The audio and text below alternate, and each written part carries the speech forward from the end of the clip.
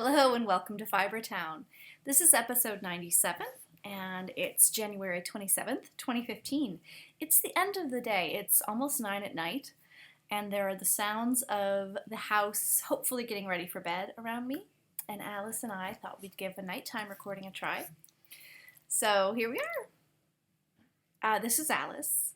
I'm Emily. I'm Chain of Fools on Ravelry and Fibertown with an R-E on Instagram. And why are your ears wet? I hope that wasn't audible. The dog just farted. Did you see what she just did? Sweet. Thank you, Al. Okay. Sorry, Boston Terriers are gassy. Okay. Sorry. My dog is gross. Okay, so hello to Claire McAvoy.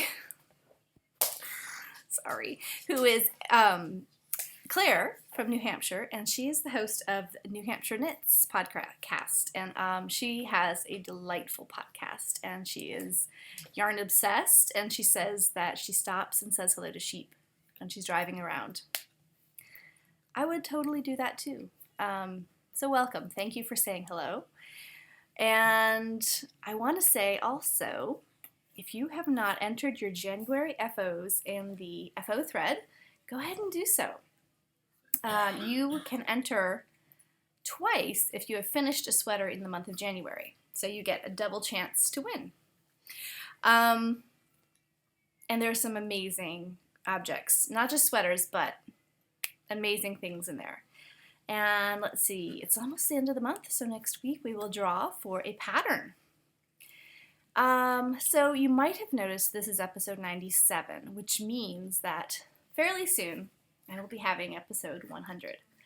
I'm going to have a giveaway extravaganza.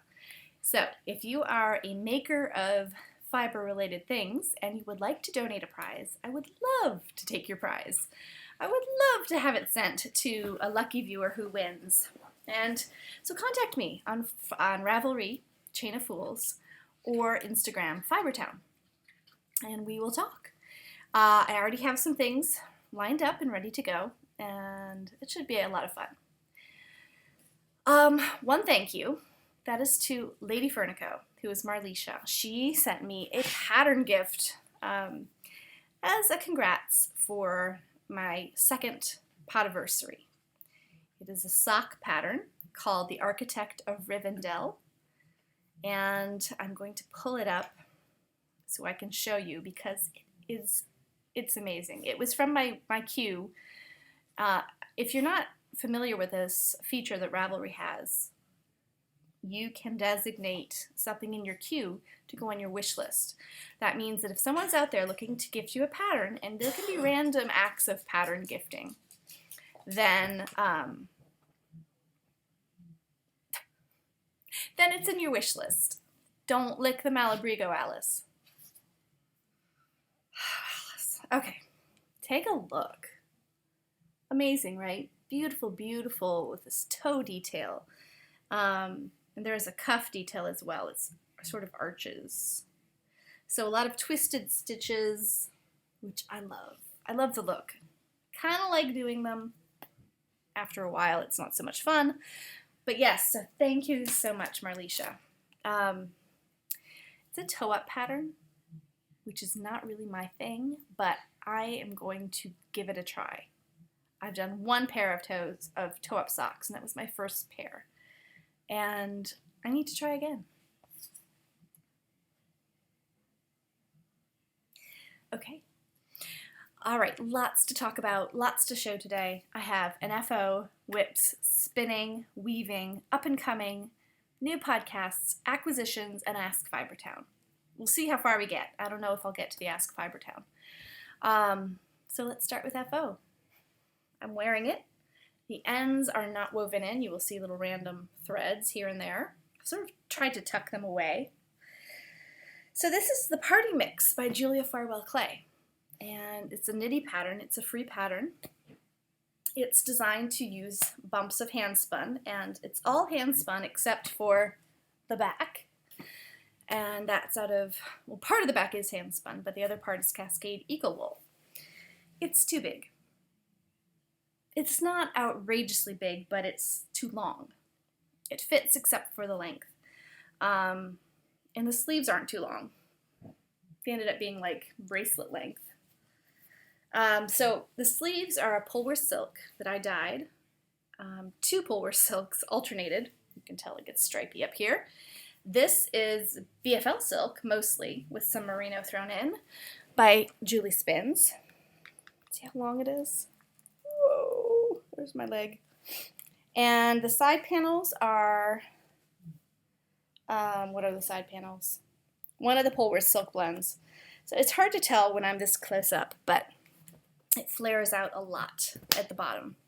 So it's really more of a tunic, and it's not going to look really good with most things I wear. But that's okay. I think I'm just going to let it be. I've sort of put it away for a few days. I finished it maybe on Saturday. And I tried some extra mattress stitching to bring it in a bit on the sides. Let me show you. So these side panels, I think, are what are the issue. And I made the smallest size. I really monkeyed around quite a bit with this pattern. I had made the back too long, and I had to rip out maybe 8 or 10 rows before I could seam the top of the sleeve to the top of the back. So I did some extra mattress stitch seaming on this side. And I honestly don't know if it's worth it with the bulk of the seam that is added. It does take up some width, but I can't tell if the bulk of the seam, you can see there, if the bulk of the seam makes a difference. It's a raglan, you can tell it's not hard to seam, but it does, the side panels, I can see why they were done that way, but they do, for me at least, add too much bulk. But it's cozy, it's very warm. It has been washed, it grew a ton. It was already long to begin with. I think that the neckline could use some tweaking as well. It's very flash dance right now. It's not falling off the shoulders at all. I did toy with the idea of decreasing some stitches. But it's done. It's a sweater. It's cozy. It's purple. I love the front panel. The yarn. So nice. So that's my FO. Are you all finishing a sweater? I know some of you are. Okay, so I'm going to settle in here and show you my works in progress. I'm surrounded by yarn. Oh, yarn and spindles. All right, works in progress. Let's start with this. This is a sock. It's gotten a little bit more attention. This is just a vanilla sock. I was going to do a blether sock, and I totally forgot. It's Wandering Wool. Let me show you the tag. It is a rainbow gradient, and you can pull from both ends of the cake and have an identical sock. So it's a merino nylon blend. It's from Wandering Wool, Joelle. She's a lovely local hand designer. Her website is, she has her own website, wanderingwool.com. So I have, this is being magic looped, and it's on US 1.5s, 2.5 millimeters. And I'm thinking about going back and doing a blether sock. I love how squishy it is. So yeah, 64 stitches, my usual construction. I really want to cast on that Architect of Rivendell. So, yep, so that is in my, oh great. That's in the very first bag I ever made myself. Okay, I'm saying great because Alice brought her steering wheel again. I'm just gonna hang out in my lap. All right, the Ictorine is coming along, and this is out of some hand spun 3-ply Cormo from Reflections at Rocklands.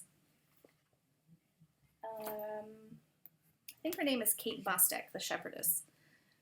And it's great stuff. It's getting longer. Can't wait to get it off the needles. Just a piece of fabric. This is a curl by Hunter Hammerson, the Ictorine. And it's this amazing cable-y thing. And I think it's gonna hopefully stretch both directions when I block it. Mostly width-wise, I think. So it should look mostly like this. I'm on the last repeat. I've got about 30 grams left. It's getting long. The rows are long. I really want this done. I want this done by the weekend. I have somewhere to wear it. So this is what's going to get most of my attention. So not sure if I'll finish the entire chart repeat before I do sort of the edging. It's just the edging along the top. The other edges have a slip stitch finish to them. You can see that. This one too. There we go. And hey, it's my yarn. Okay, make room for you. Love working with the yarn. And I have a whole pound of Kate's Rambouillet to spin up. Okay, so there's that work in progress. Let's put you down here, Ictarine. Then we have my sock yarn blanket. I got an influx of yarn scraps I will show you later in acquisitions. All right, so what do I have this week? I have this and that, and these are both from Knit Crit, who is Martha. She's the hostess of the Virginia Beach Yarn Getaway. She sent me an amazing bag of scraps. There's another one. So there's that one. There's this springy colors one, and then this sort of tiger stripes. What else? Sorry. Doing that because I have my edging ball attached over there. I don't want to tangle it too much. Okay, I think this is also from Martha. Then, yep, this one too. Pretty. And is that it? Let's see, I podcasted last Thursday and it's Tuesday night, so it's not a full week yet. So how many squares? 1, 2, 3, 4, 5. 5 squares. This is almost 100 squares now. It's just a fraction of where it needs to be. But that's okay. I completely expect this to take decades to finish. And I would have regretted not starting one. It's so much fun. So many interesting yarns and colors, and you just never get tired of it because you're switching all the time. That is all for works in progress. I guess this is technically not an FO, right? It's not woven in, but it's almost finished. So let's have some pickle juice and toast to the party mix. Okay. Hope that wasn't too close to the microphone. I'm just gonna show you this again. It was on my computer, hanging on my computer. This is from Swensty. And a viewer on YouTube brought this to my attention, and I just want to clarify. I was showing this off, and this is from Sarah, who has the Fiber Track podcast. She made this, and I was saying it's practically perfect in every way. Now, the viewer took that as a wait, practically perfect? When in fact, I was quoting Mary Poppins, and that's her highest compliment. Practically perfect in every way. And this is. So, thank you. Just wanted to clarify. Because I am not a critical person. No. All right, let's talk spinning. I have small bits of spinning, and since we were just talking about Sarah, she sent me an adorable bat from her sheep Lola, who is an Icelandic. Sarah is in Maine, and she has a small flock of Icelandics and a lot of fleece. And this smells like some sort of hippie fragrance, like sandalwood or patchouli. You know what I mean? What is it, Sarah? You have to tell me. It smells lovely. So I spun 50 yards of a very rustic two-ply. This was a woolen preparation. I spun it long draw. I did not worry about slubs, I welcomed them with open arms. And there were even locks that were still kind of closed up in their lock formation that hadn't been fully opened. And I just sort of let them, trying to find one. Is this one? I just kind of let them stay there in the form they wanted to be in. Not sure what this will go towards. It's too big for my sock yarn blanket. It will get used. I don't know what, but it will get used. Then I have a little mini skein of Hedwig. This is one of Gourmet Stash's lovely creations. This was just a little sample that was sent to me with her Hollows and Horcrux Halloween Club. So this is Hedwig, as in the owl, the snowy white owl. And this will be going in my sock yarn blanket. Now, the last thing I have spun is yogurt. Yogurt is a fleece that I bought at Maryland Sheep and Wool last year. It's a 5.5 pound Romney Corriedale Border Leicester cross. And yogurt is so cute. I've shown you the picture. Just the most adorable little sheepy. And I don't know if it's a ewe or a ram. But this is yogurt's. This is it's a little over an ounce. I think it's about 75 yards. I can't remember. This is a 4-ply. It is a solid fingering. I did the wraps per inch. It's fingering right in the middle. And shiny. I don't know if you can see this luster on this a little bit. I didn't take much care with how I combed. When I combed the 4 ounces I originally did, because I didn't know about the butt and tip end difference. And I did comb everything from the tip end out, but I didn't take care as I wound my nest to remember which end was from the butt end and which end was from the tip end. In future, I will be able to tell, because once I paid attention, I could tell which direction of spinning was fuzzier, basically. And if you spin from the butt to the tip, you're going to get a more lustrous yarn. So this is probably a mix. This is just going to be swatched. This is the same stuff, and it's a 3-ply. No wait, is this? I think I chain plied it. This will go in my sock yarn blanket. It's lovely and light. I think this is a little bit overplied. Let's see, let's open it up. It's pretty tightly plied.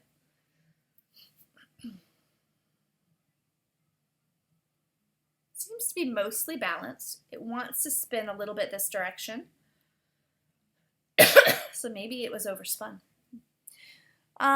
We'll see how it swatches, because I don't want to end up with a really heavy sweater. This is a pretty heavy sweater. So that's it for spinning. Although I'm going to talk about spindles later in Ask Fibertown. So let's look at weaving.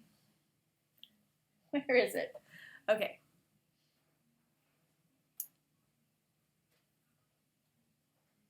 I have yet to deal with the ends on this thing.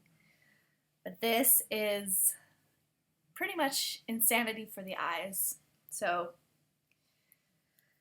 just be warned. Okay. This was scrap weaving in the style of seori, which means weave what you want. The textures, the colors, the patterns that you want. So this was warped with scraps. It was, and the weft was also scraps.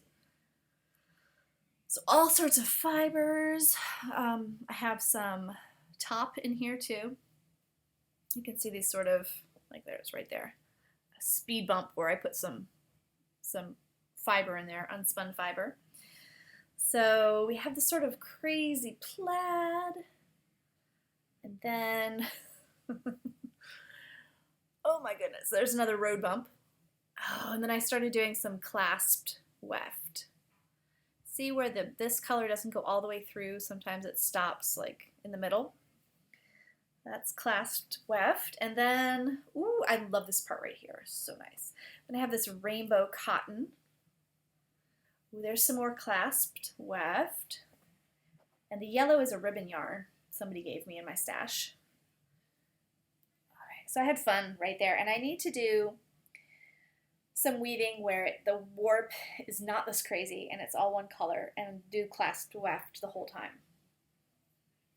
And the way you do that is you just throw your secondary yarn, you open a shed, you put your primary yarn through, you throw your secondary yarn over it without opening a new shed, and you go back through the same shed and you take your secondary yarn along for the ride, so to speak.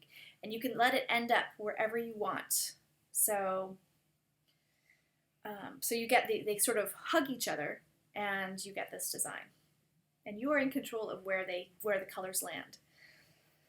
So this will go, once I've dealt with the fringe, this will go on my piano. I suppose you could wear it. Why not? And I would like to someday make fabric that I can sew into garments. A little bit less crazy than this, but still very fun. So you can see the plaid was sort of created by, so you can see this is like some brown warp, and then some white, and then some red, and then some blue, and then some whatever that was. And then your weft going horizontal, you can vary the number of threads you do, and you just get these different colors. Like here's where the warp was dark and the weft of this was this yellow. So you get these sort of plaid, these areas where the plaid meets and does crazy things. So much fun! And I have a lot more scraps that I want to weave with, and I have amassed scraps that I want. They're all sort of in the purple, lavender, pink family. So that's going to be, I think I'm going to do an all white cotton warp and weave with the purples and do more clasped weft. I cannot say that fast. Gotta do the edges on that. Okay, up and coming. I'm swatching for something. I know, shocker. This is some more hand spun. I want to do the Enchanted Mesa. Hey, where's my iPad? Alice, are you sitting on my iPad? I need my iPad to show you if you don't know what this looks like. Ugh. Okay, the Enchanted Mesa is by Stephen West. And I'm going to meet him, or see him, hopefully meet him, this Saturday at Fiberspace. I'm going to a trunk show with Stephen B. of the eponymous Stephen B's yarn store in Minnesota, in Minneapolis, I think. St. Paul, Minneapolis. I never understand how that works, but it's one of those. And then Stephen West, so it's the Stephen and Stephen show. And so I'm swatching with some of my handspun Jacob, which was also a Maryland Sheep and Wool purchase. And these are on my ChowGoo interchangeables. Oh no, wait, these are fixed circulars. Size 7, so 4.5 millimeter. And I've got a big swatch going. My hair is bad. A big swatch, which is unusual for me. So just to remind you, the Jacob is a 3-colored fleece, and I've got white, there's a hank of white, the mixed color, and then the dark. And now I really have to find my iPad so that I can show you what the Enchanted Mesa looks like. I saw one of these sweaters. Alice? I saw one of these sweaters, seriously, maybe on my phone, at Rhinebeck. It was stunning. It was out of amazing art yarns. It was mostly reds. And I had seen the sweater before on Rav, and I'd never really wanted to make it until I saw this. Now it's an asymmetrical design. I think it's It's really pleasing to the eye. It has something unusual with the sleeve construction where it's a dolman sleeve, but one is higher than the other. I will not be doing that. I will be modifying that. Sorry, I'm putting in my password. That is so strange that I don't have my iPad anymore. Okay. Sorry, I'm not used to podcasting with people in the house. Enchanted Mesa. So I went ahead and bought the pattern. And all that needs to happen now is some swatching and casting on. Now this sweater has a cowl neck, which I will not be doing. Okay, oh, this one is so pretty. Kristen K10 from Skein Yarn in Australia. Look at hers, it's amazing. She used her own yarns for that, no doubt. Here is another more, this is the design that Stephen made. So no cowl neck, and you can't tell about the sleeves in this picture, but they are uneven, and that is on purpose. So I'm excited about this. I think it's a lovely design, and I love how you get this asymmetrical swoop at the neckline. So I will be varying the colors of Jacob. It will probably start with white for the neckline, and then the swoops will be the different colors. Then I'll probably have either mixed or white in the middle and then a dark at the end. And it's asymmetrical on the hip too, which is cute. So that's up and coming. A new podcast that I've listened to recently, and this was one of the Knitmore Girl recommendations, is the Fluffy Fibers podcast. And it's a podcast from France. It's in English.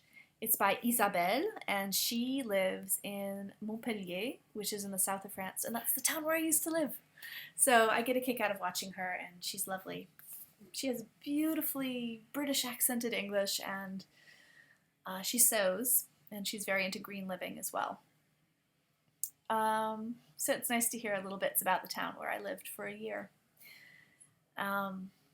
Okay, acquisitions. Let me show you what I have for Fiber Camp. Okay, so there's so much stuff. I have everything I need, minus bags and minus one spindle. It actually turns out that I have 8 students coming, and some of them have knitting experience, at least, at some point in their life. Like, they've learned how to knit. So I'm hoping that there's muscle memory that kicks in. Somebody's opening doors. So I felt okay about accepting one more student who was dying to come. And I just can't turn them down, but that's my limit.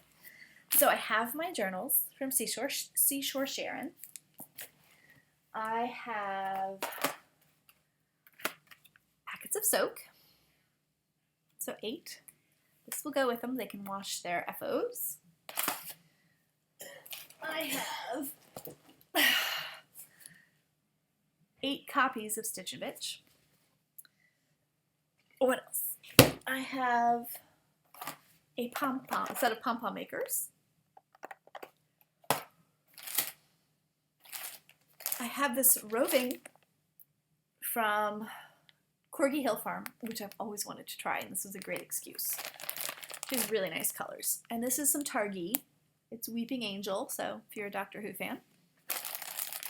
This is really nice. I'm not sure how the prep is going to be yet, but it seems pretty nice. It will divvy this braid up and they can spin it. And then we will weave with it. And then I have this bouquet of Ashford student spindles. These were $10 each. I already put some roving, which was sent with Corgi Hill, on one of them. And the one I've used so far is fine, it's balanced. It's a heavy spindle, pretty indestructible. we don't have all the time in the world, so I think a bulky yarn is just fine to spin. Even a bulky single. So, what else? Okay, I have all of this Bear yarn from Knit Picks. Superwash Merino worsted weight. Here's one more. And they will be having a dye day. I have dye, I have citric acid. Is this 220 yards? Yes. Superwash Merino. It's applied yarn. And that will be their next yarn that they can take home to cast on their next thing. And then I have the Malabrigo. Okay, the pom-pom maker was bought because one of the students requested, I gave them a survey with what are their favorite colors. And I said, you can choose pretty much anything that's not black, or it's not too dark. And one student wanted a red, or was going to a university next year whose colors are red, white, and black. So she requested red and white with black for a pom-pom, hence the pom-pom makers. So I have Malabrigo worsted in the garnet colorway. That's much more of a red than a pink. It's just the lighting. And I have natural. Now, Malabrigo, what is up? Part of this is barely spun. Look at that. Right here. Look at that. We are going to have to cut, some of this out. That's ridiculous. And here's another thread. Here's another bit like that. This is, a little bit of thick and thin is fine. But this much thick and thin? No. So it's 3 or 4 spots like that. That will be striped. So I'm going to have to find a simple jogless join for this person. I might have to convince them to do color blocking. That might be the way to go. Okay. I love the colors of Malabrigo. This one is Purple Magic. Beautiful. This one is Oceanos, or as they say in Spain, Oceanos. Beautiful blues, variegated loveliness, so soft. Here is another blue for someone who requested light blue. This is Blue Surf. Then we have purpley blue, blue mashed potatoes. This is a Jimmy Beans, I think this is exclusive to Jimmy Beans wool, this colorway. I guess it's a riff on the South American blue purple potatoes. Jimmy Beans wool had the best selection that I found of Malabrigo worsted, best colorways. Most variety. Here is the black for the pom-pom. Then we have the greens. Now, this one came, and I'm a little concerned that it's going to be too dark. This is olive. Isn't it beautiful? Someone who said they liked dark greens, or what did she describe it as? Look at the depth of color there. We'll see how it goes. And then these two greens. Oh, sapphire green, this is called. Makes my heart sing. And last, Verde Adriana. Also beautiful. So, I have loved getting all of these packages and goodies, and I got some goodies of my own too. This is Malabrigo sock in the Titian red, Tiziano red. Look at that. Titian is known for his reds, and this is no exception. I love Malabrigo sock for shawls. So I own this one now. Been probably wanting this for 5 years. And it's a good price for the yardage and the kind of wool it is. It's $18.25. I think I got this at Jimmy Beans as well. 440 yards. This will probably be a curl or something. Then Knit Picks was having the book sale. So I picked this up. Yeah. Woodland Knits by Tiny Owl Knits, Stephanie Dozen. I adore some of the things in here. This is one of them, this hat. I also love The Spirit of the Birch, which is this. Beautiful. It's felted, I believe. I have a thing for birch trees. They don't have many birch trees where I live now, but where I grew up, I was always playing with the bark and the seed pods of the birch tree. I had a whole story around my birch tree that we had in the front yard for a while. Now tell me, how cute is that? Little butterflies in the palm of your hand. And then these, oh, this one will get made at some point. Adore that. And there are other ones, but I think I paid $10 for that book. And this is another one that is new. I had to have it. The Knowledgeable Knitter by Margaret Radcliffe. She lives in Virginia, y'all. I can't even begin to tell you the amount of good information in this book. And it's like having an expert, super experienced, nice person telling you all their tricks. And tricks you didn't even know that you needed to know are in here. I haven't even been able to read the text because every time I open it, I am completely distracted by the sidebars.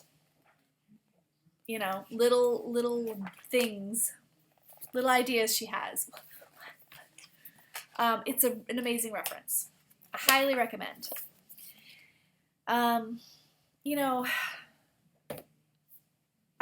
I was considering cutting this, and I was looking at things. She recommends like how to fix something, how to plan a project so you don't have to fix it, but also things you can do to fix it after the fact. And I see you looking at me. Go on, I'm going to lose my train of thought. Go to bed. No, I lost my train of thought. A little stinker. And okay. So I remembered thinking back to the beginning of the year and thinking that this was the year I wanted to steek something. And then I realized I have cut, I've not steeked anything, but I have cut 2 fully finished pieces of knitting this year.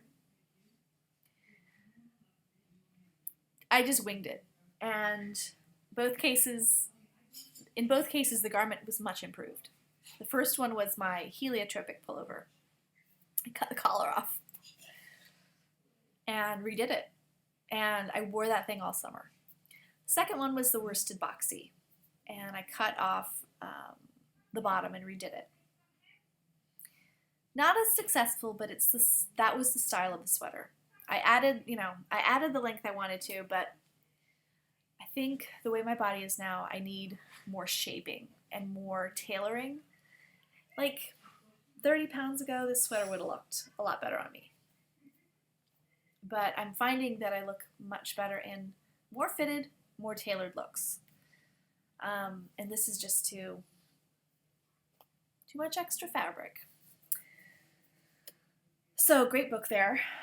That was a tangent. Okay. My scraps from Martha Knit Crit. Okay. Here's my scrap basket now. It is overflowing. And that's thanks to Martha right now, for sure. I signed up for a scrap swap, a barn raising square swap with Minerva Turkey and her podcast, and I have so much to choose from now. But she gave me amazing, there's a self-striping, Hokey colors, if you're a Virginia Tech fan. Think this might be another self-striping. Love this one. In fact, I have a yellow hazel knits I might use for my Architect of Rivendell. It reminds me of this. I think that is a self-striping too. Just a huge bag of yarny goodness. Look at this one. It's like a gold and a silver. Where is that gorgeous green? So many. Oh, here it is. I do love a green. So, oh, look at that. Self-striping as well. So this is going to add so much variety to my blanket. So a lot of the stuff on the top is from Martha. Thank you, Martha. Okay. Last on the list today is Ask Fibertown. Oh, we might not get to that because all of the questions are on my iPad. And I'm kind of convinced that Alice ate my iPad. Hi, Precious. Am I sitting on it? No. Is it over here? No. Okay, I'm getting up. It's just you, Al. Sit there and entertain the people. Okay. Oh, scooch back over, honey. Okay. I don't know where it is. I forgot to show you. Oh, here it is. I found it. I forgot to show you all the needles I bought. I bought Knit Picks needles. And I did a test run. You sit back down. I did a test run of some of the needles because, you know, I check for quality. So here's what I got. So many needles. I had to get 3 pairs of needles per kid. So 24 packets of needles. Okay. I got 2 pairs of circulars. So a 16-inch 7, US 7, which is a 4.5 millimeter. For example, I got the Caspians, and I tried out some of them. They're lovely. They have a nice waxy finish, which reminds me a little bit of the Brittany knitting needle finish, which I love. I love Brittany's. These are not, there's another 7, but these are the rainbow. So I got half rainbow wood, half Caspian, which is the blue and green wood. And then I got US 16s, but in size 8, so 5 millimeters. So 7's for the ribbing, 8's for the body of the hat. And then I got double points. Caspians, aren't they pretty? In size 8 to finish off the hat, as well as the rainbow.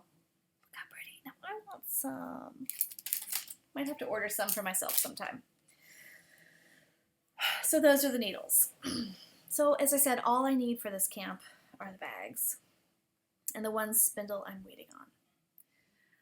All right, Ask Fibertown. Ooh, should I save this for next time? Nah, let's just talk. Okay, I'm running low on questions, so if you have more questions, send them my way. Okay, Pink Fawn. Who are you, Pink Fawn? You are Nancy from Ontario, Canada. Okay, Nancy says, I would like to know what you like and dislike about your ladybug wheel. What would be your ultimate wheel? Also, if you could only have one spindle, what would it be and why? I'm going to sort of put the next 2 questions together. Flâneuse, that's my friend Sarah. She was also wondering what spindles you're planning on taking on your travels this summer. Are you going to bring different ones, more or less? I'm currently looking for a spindle I could bring in my carry-on. Have you tried the Spindleman's supported spindle? Okay, so first, my ladybug. Is there anything I like, or is there anything I dislike about it? The only thing I dislike about my ladybug is that it doesn't fold up. It's 12 or 13 pounds, so you can definitely take it places, but it's not a travel wheel per se. It has handles, you can carry it, so that's really the only thing I dislike, with one other caveat. You really have to, if you pick it up and move it somewhere and there's a leader or a single on a bobbin, you pick it up and move it, you got to remember, and I never remember, but you've got to remember to check on those bits of yarn that are hanging down, because they can wrap around the mother of all and cause just such a pain in the butt situation. As you're spinning fine, oh, it's going fine, and then the wheel doesn't want to move, and you look down and you're just because you forgot again to check after you moved your spinning wheel from one place to another, and something got wrapped around it, and you've been spinning it into a knot, basically. That is, I've had to take the thing apart before to get all of it out. You can go backwards and unspin it, but it's not easily done. And sometimes it breaks, and you have to find the end. It's in there, and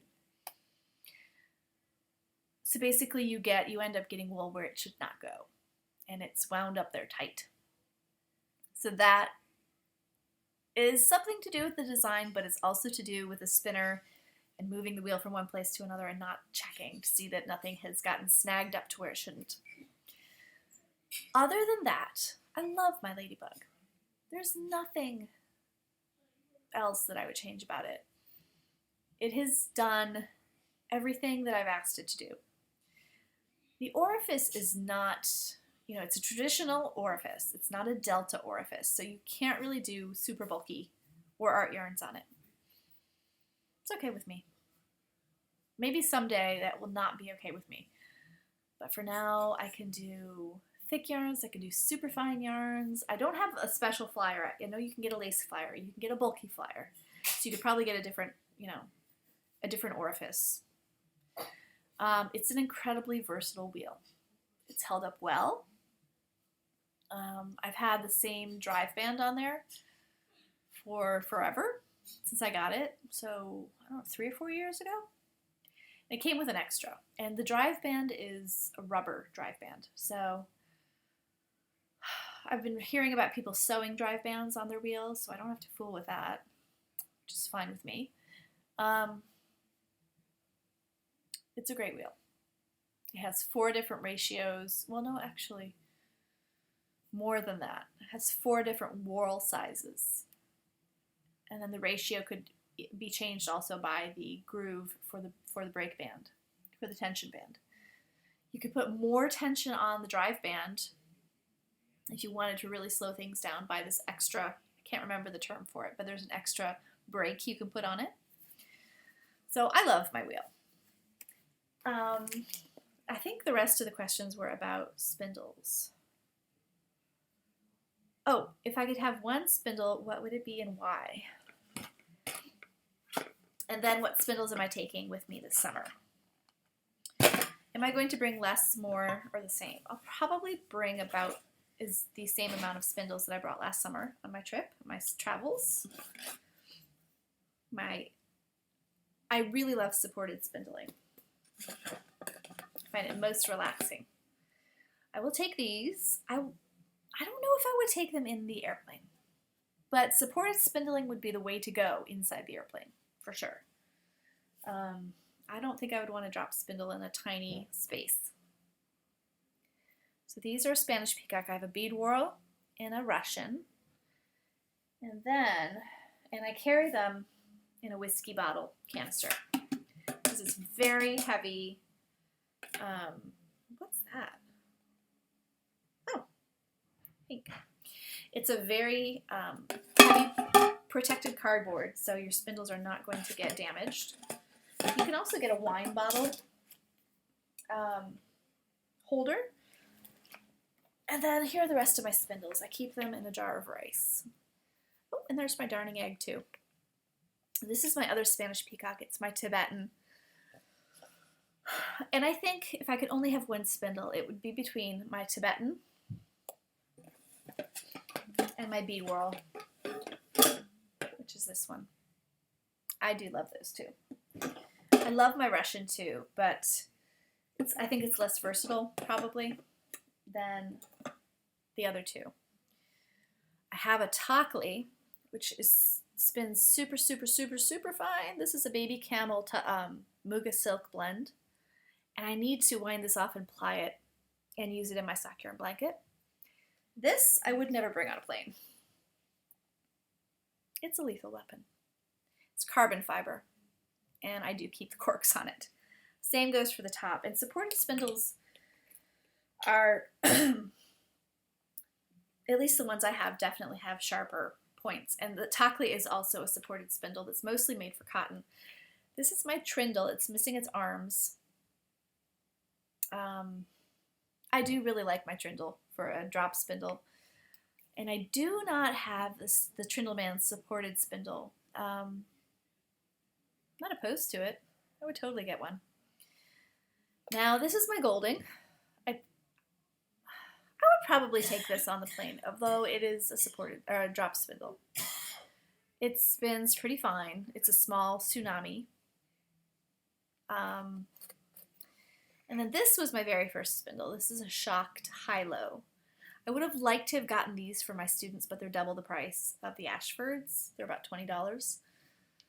So it's convertible to either a top or bottom whorl. And I really prefer top whorl drop spindles. I don't really love Turkish spindling. Oh, I know what I would take on a plane, if you have one. It's a Turkish spindle. You can use them supported. I hadn't thought of that till now. But yeah, I've used a Turkish spindle as a supported spindle. I would do that. I would get one of those Turtle-made ones, although I know my friend Sarah has one.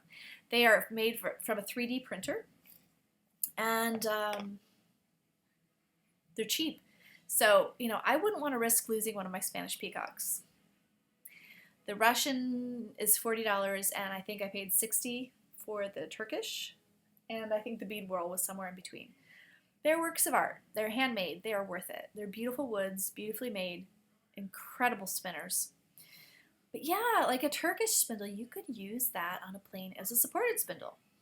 So you could do it on your tray or in your lap. So there you go. That's my recommendation. Here's my jar of spindles. My last one is a bottom whorl. It has that notch right there. I never use this. Somebody gave it to me. If I get any people out there who want this, just let me know. You pay shipping, I'll send it to you. It never gets used, and that is a sad thing. I think that spindles should get used. There's my Lucette from the Spanish peacock. Let me just double check that I've answered all the questions. This might be my longest podcast ever. And I might skip a week sometime soon.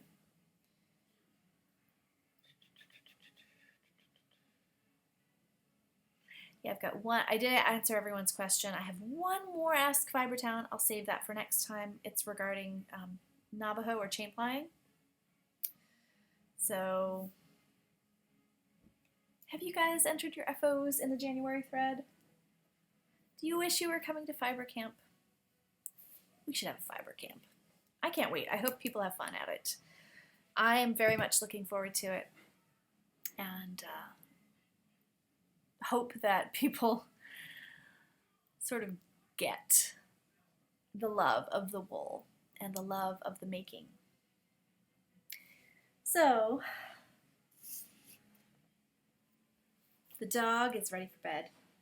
Alice, she's had a long day of playing in the snow. We had a bit of snow today. Oh my gosh. Oh. This dog is half alive. There we go. Be nice to come to Fiber Camp and cuddle Alice. All right, so we'll say until next week. Uh-oh, look at my mouse. Until next week, you all take care. Bye-bye.